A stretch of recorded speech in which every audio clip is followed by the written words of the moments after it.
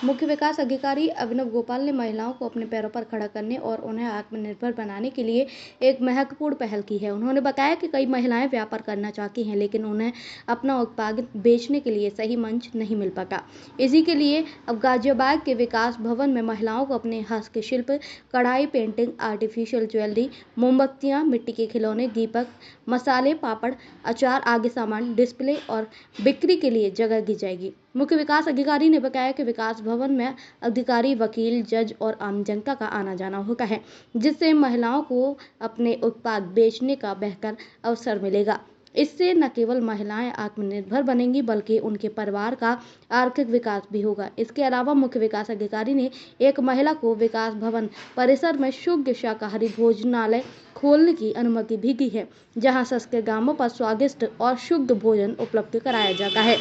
ये न ये न केवल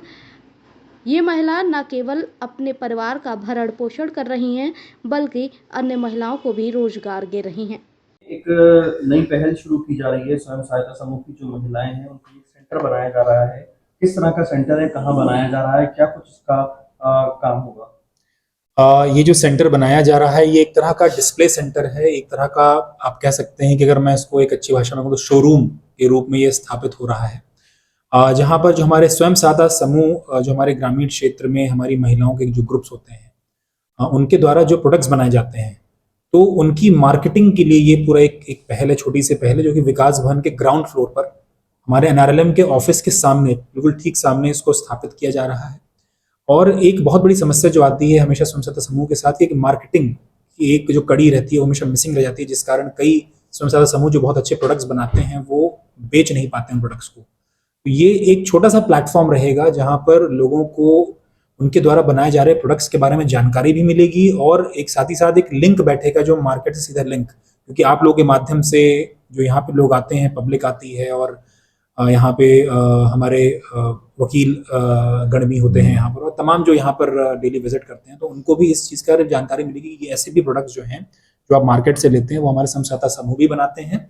और कई ऐसी चीज़ें जैसे हमारी जो खान पान के जो प्रोडक्ट्स होते हैं, जैसे इसमें आप कह लीजिए कि मसाले हो गए, खाद्यान्न हो गया, हमारा राशन हो गया, ये सारी चीज़ें भी आपको सीधे फार्म, जैसे कहते हैं ना फार्म टू फोर्क जो एक कॉन्सेप्ट कहा जाता है, जो फार्म टू प्लेट एक कॉन्सेप्ट कहा जाता है, उस कॉन्सेप्ट को भी उजागर करने के लिए हम एफपीओस को भी यहाँ पे जगह देंगे, जो हमारे फार्मर्स प्रोड्यूसर्स ऑर्गेनाइजेशन होते हैं। उनको भी हम यहाँ पर उनको डिस्प्ले करने का और एक तरीके से उनको एक कंज्यूमर से डायरेक्ट कनेक्ट करने का हम एक प्लेटफॉर्म इसके माध्यम से दे रहे हैं। सर, कितने प्रोडक्ट्स यहाँ डिस्प्ले किए जाएंगे और कितने सहायता समूह को इस प्लेटफॉर्म का लाभ मिल सकेगा? देखिए, इसमें जो बहुत हमारे सक्रिय समूह हैं, जो हमने भी टारगेट किया कि हम जैसे 50 हमारे जो सक्रिय समूह होंगे, सबसे ज़्यादा सक्रिय समूह जिनके प्रोडक्ट्स बहुत अच्छे हैं, जो डिस्प्ले योग्य हैं और एक मार्केट ओरिएंटेड हैं, उनको हम यहाँ पे डिस्प्ले करेंगे। और हम कोशिश करेंगे कि हम लोग इसको जो प्लानिंग हमने जो अभी करी है वो करी है कि हम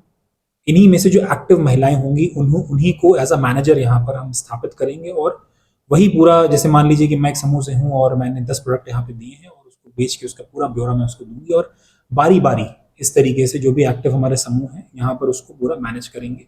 वो हो सकता है हम 4 महीने 5 महीने के लिए एक समूह को करें, फिर अगले 5 महीने को दूसरे समूह को करें, लेकिन इस तरह से एक ज्वाइंट वेंचर, एक तरीके से मिलजुल कर हम सारी चीज़ें इसमें करेंगे। सर, जो उन्हें जगह दी जाएगी उसका क्या कोई किराया वसूला जाएगा?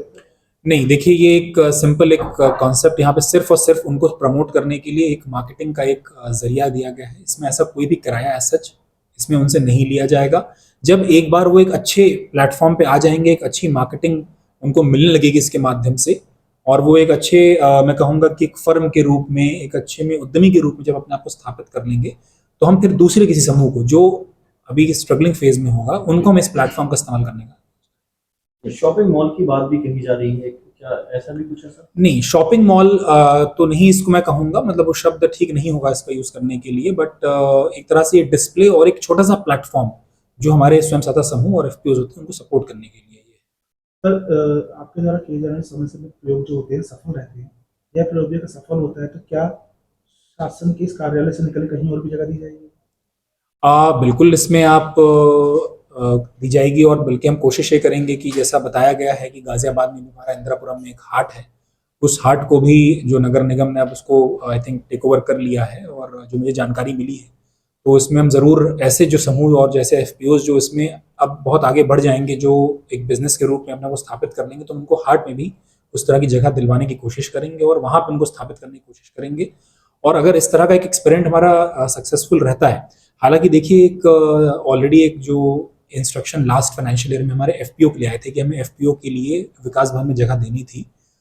उसी का एक तरह से अनुश्रवण हम लोग करते हुए उस इंस्ट्रक्शन का अनुश्रवण हम ये चीज़ कर रहे हैं। और ये कहीं ना कहीं शासन से ऑलरेडी इसके बारे में सोचा जा रहा है और इसको एक प्लेटफॉर्म के रूप में देखा जा रहा है। तो ये सक्सेसफुल होता है तो डेफिनेटली इसको और ज़िलों में भी और यहाँ पे भी हम लोग विकास भवन में अगर हमारा स्पेस होता है तो हम इसको और बेहतर ढंग से और अच्छे सुव्यवस्थित ढंग से इसको और स्थापित